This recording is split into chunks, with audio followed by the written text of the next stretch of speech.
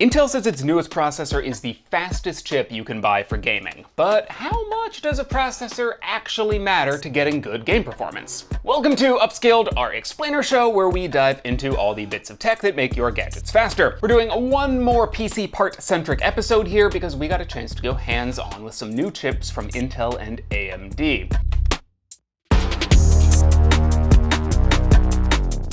Our original plan for this episode is we really wanted to compare Intel's new low-cost i3 chips against AMD's Ryzen 3 3300X, which both seem like incredible value for the money.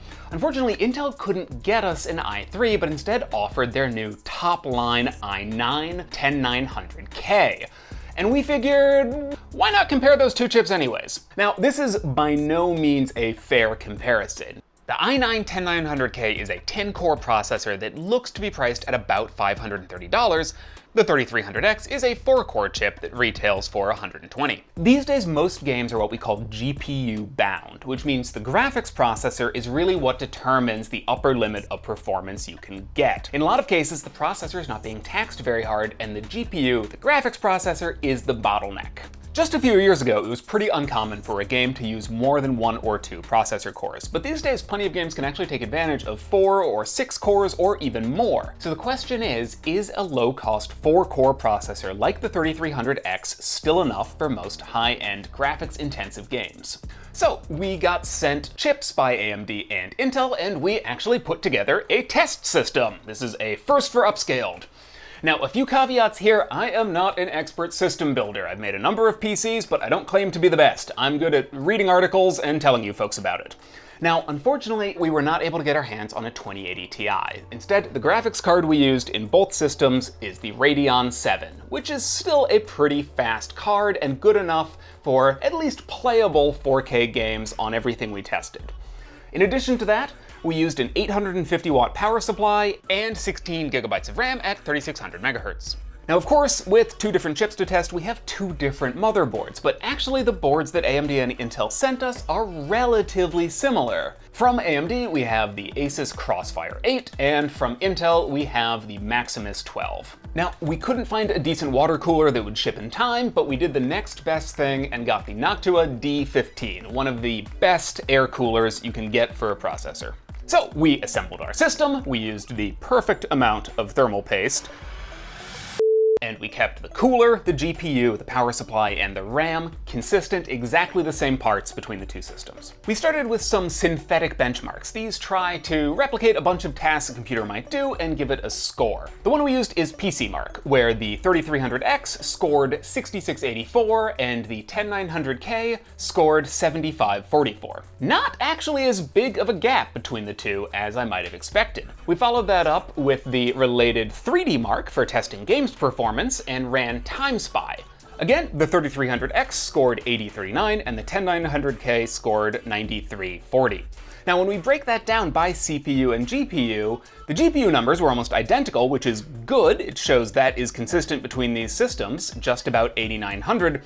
And for the CPU scores, the 3300X was 5162 compared to 13632. Our first real indication that the 10900K does have some extra horsepower. Now onto some games. For this, we tested at 1920 by 1080 HD resolution at both the lowest and highest presets the games provided, in addition to testing again at 4K at the highest quality possible. Now, one thing that's a little counterintuitive about something like a game that's GPU bound is actually at lower quality settings and lower resolution is where you see the biggest difference between a high-powered and a low-powered processor. See, at lower resolution or lower quality graphics, the GPU isn't working as hard and it's able to generate more frames per second, which means the processor actually ends up responsible for picking up more of the slack, and the CPU has to work harder moving data around and keeping the frames moving where you need them. And that's exactly what we saw. In Gears of War 5's built-in benchmark, the 3300X managed 136.5 frames per second at low settings in HD resolution, whereas the 10900K managed 183.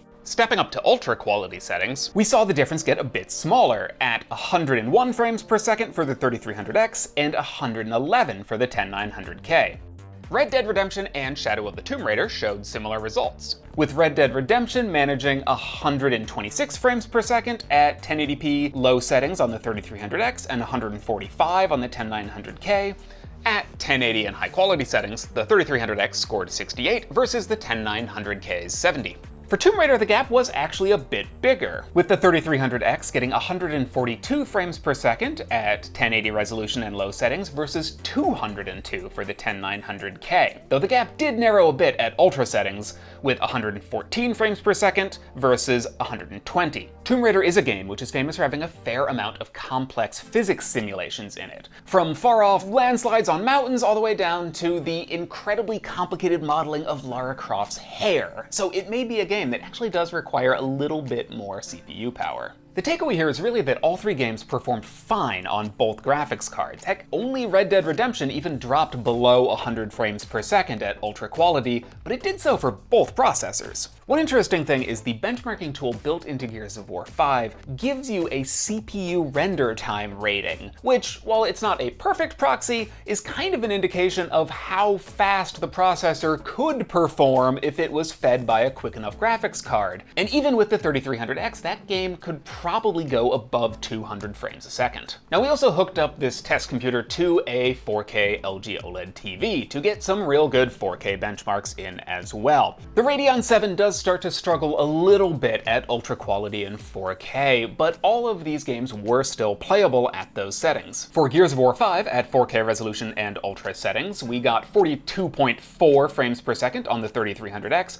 versus 40 frames per second on the 10900K. Red Dead Redemption at 4K and ultra settings was 36.5 versus 37.3.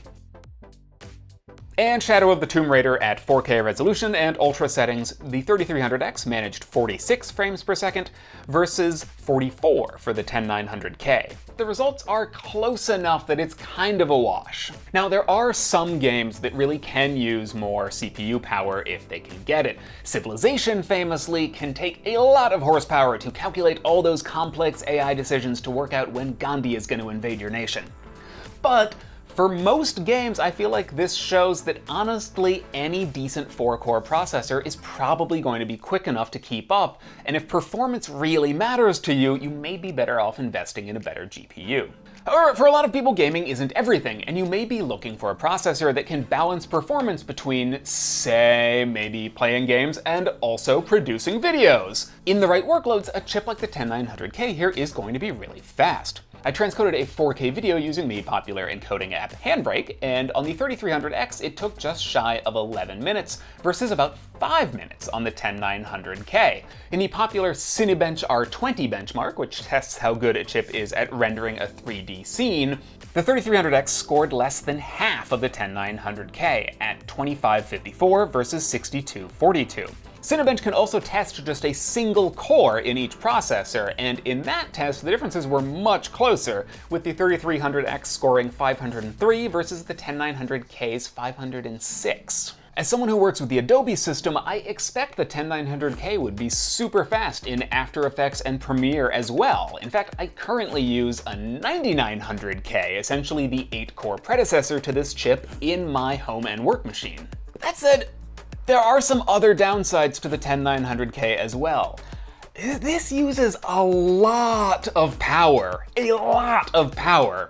In our testing, general usage, it pretty happily hovered at about 200 watts as measured with hardware info. Running under load, it crept up as high as 235, and when I attempted a fairly minor overclock, it jumped to 280 watts of power. Now, for context, my editor just built a system with a 16-core 3950X, an AMD chip which is admittedly $200 more expensive than the 10900K here. He ran some of the same tests on his machine and monitored them the same way, and for example, in Cinebench, his score was 50% higher while drawing 135 watts. 100 watts less than this processor. Now, these are different machines on different continents, being run by different people, so this is not a perfect comparison, but it gives you an indication of how power hungry this chip actually is. And that power also generates a lot of heat. Intel made a big deal about how this chip had a new thermal velocity boost, which can increase the speed if there's available cooling up to 70 degrees C.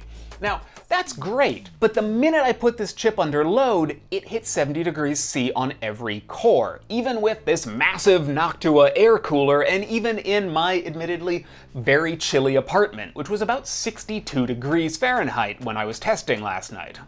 In fact, at least from monitoring it on Hardware Info, I never saw a single core get above 5 GHz. Now, impressively, it did manage 4.9 GHz on all cores reliably. And according to Intel, that actually is a thermal velocity boost speed. 4.8 GHz is the max speed without sufficient cooling. But still, this is being marketed to some degree as a 5.3 GHz chip, and at least for my part, without overclocking, I never got any single core close to those speeds. The point to all this is that if you're looking to build a new PC and you're primarily interested in gaming, I don't actually think you need to spend more than about $150 right now. That gives you the option of either Intel's i3s, which again, we would love to test, or AMD's 3300X, both of which are very capable chips, even in new AAA graphics-intensive games with everything turned all the way up to Ultra. One caveat is that the next generation of consoles will have more powerful CPUs, and it's possible that in the future we'll see games require more processing power. So step up to a 6-core chip if you can for a bit of future-proofing. If you are looking for a machine that can maybe do some 3D rendering, or video encoding, or handle some heavier workloads, the 10900K is not a bad option. However, compared to the competition, it just feels like it's maybe $80 too expensive and uses about 50 watts too much power. Hopefully, again, as we have said in maybe a dozen videos at this point, Intel's next real architecture and next generation processors will fix some of these issues. For now, I may render some videos on this. I'm kind of excited to give this a try, but if I was buying a brand new system, I'm not sure it would be the one I would pick for gaming. We've got a bunch more episodes coming down the pipe. As we are still pretty much stuck inside, we're having to find some new things to make videos about. I promise there are some more sciencey ones coming as well. We're just trying to set up some interviews because I need to make sure I'm getting my details right. And if you or anyone you know is planning to build a computer during this time, I know in the last couple months of lockdown, at least 3 Engadget staffers have built themselves PCs. Let us know what parts you're planning on picking. And as always, stay tuned, like and subscribe, and we'll catch you next time.